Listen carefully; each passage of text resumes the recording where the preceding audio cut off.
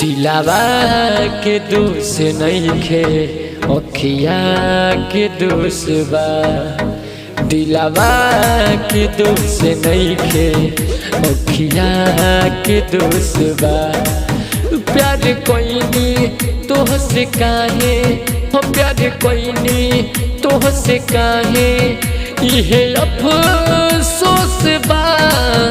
दिलावा के दोष नइखे अखिया के दोष बा। दिलावा के दोष नइखे अखिया के दोष बा।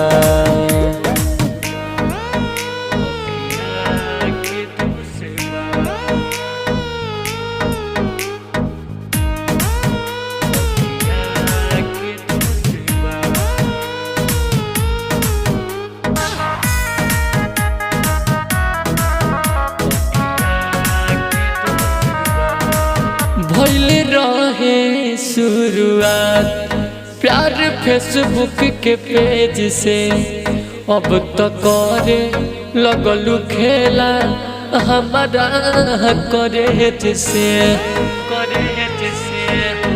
भइल रहे शुरुआत प्यार फेसबुक के पेज से, अब तो करे लगलू खेला हमारा कॉलेज से। रोवतावे दूनु नैना रोवतावे दूनु नैना धड़कन खामोश बा। दिलावा के दोष नइखे अखिया के दोष बा। दिलावा के दोष नइखे अखिया के दोष बा।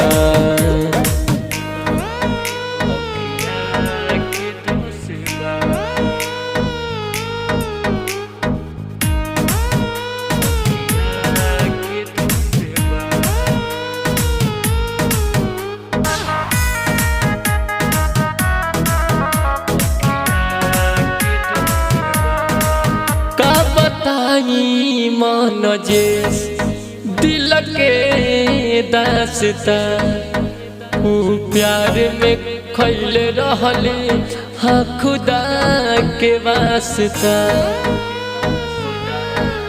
का बताई अभय बाबा दिल के दास्ता ऊ प्यार में खैल रही हाँ खुदा के वास्ता।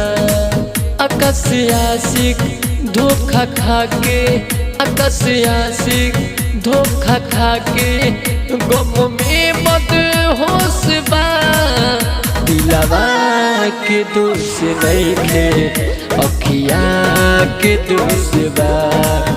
दिलावा के दोष नइखे अखिया के दोष बा।